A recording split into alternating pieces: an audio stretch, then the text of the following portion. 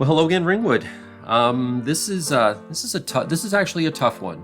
This is a tough episode of Really Ringwood because I know our previous episodes we've always started off with some sort of witty banter or something, but this is something has come to our attention, and we're just going to get right to it. Before we do, the first thing I want to let you, the listener, know is that some of what we're about to talk about tonight is really not suitable for younger audiences. So now, all of our episodes that we've ever published are labeled as not for children, so they're not going to come up in their YouTube Kids feed, etc. But if you are listening to this and your kids are within an earshot, I'm going to tell you, put your earphones on, wait till they go to bed. This is not for them.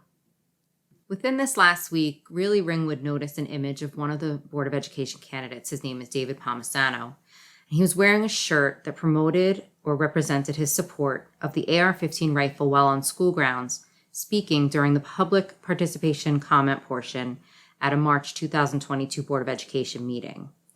Now, for quite some time, all of the Board of Ed meetings have been recorded using Zoom video conferencing, and these videos are all available for anyone who wants to review them on the Ringwood School's website. In fact, we're going to provide you with the link for that site as part of the show's notes. If you ever wanted to get to the center of what truly was discussed at any of the board meetings, the best place to go is to that website. Don't rely on us. Don't rely on Facebook. Rely on yourself. Go to the source. That's what we always do. In fact, let me interject something here because it's worth noting that what we're going to be showing you tonight is not some random picture that someone found while digging through somebody's social media account or snapped a photo of them while they were out trying to have a private time or moment with friends or family. That's just shady. That's just wrong. What we saw here during this meeting in March of 2022 it happened at an official meeting. It is a matter of record, and this was a meeting of the school board, and the meetings are recorded. We've already said that. But before we continue, let's play a part of that video for you. All right, Dave Palmisano. I want to thank the board members who had the fortitude to vote correctly to support the will of the people that elected them by 86 in the mass nonsense last time and doing some other things. I do want you to know there are a lot of people that do appreciate everything you've done in that aspect. As far as the budget, sitting here listening to all these numbers, I hear million, 2 million, 6 million, 8 million. We don't sit here and know the budget. I don't pretend to. Now, we at Really Ringwood want to make two things perfectly clear before we continue here. First, we are firm supporters of a person's First Amendment right to freedom of speech and expression. Now, that First Amendment right means that you can't be penalized by the government for what you say. It doesn't mean that people can't form opinions about you based on what you say. Second, we agree the Second Amendment does provide citizens the right to keep and bear arms, provided that you do so lawfully and responsibly. But what we see here is a terrible lack of judgment from someone who wants to be elected to the position of a member of the Ringwood School Board of Education. I mean, just this week that we are recording this episode, there was another school shooting. Yeah, unbelievable. And yes, there were deaths. And as the Associated Press has reported, the weapon that was used was an AR-15. I mean, it's something that we as parents in Ringwood, or just even if you're a parent, you might be listening to this because somebody shared this with you, but regardless, as a parent, we think about this stuff all the time because we see these horrific shootings happen time after time. And time after time, the AR-15 or similar weapons are the ones that are used to inflict these mass casualties. This is a terrible lack of judgment on behalf of Mr. Palmisano. We aren't going to nitpick about whether the dress code in our schools applies to adults. That's a trivial argument. It doesn't get to the core of the apple here. Yeah, I mean, I did see that somebody had said, well, he's not breaking any rules. Yeah, don't care.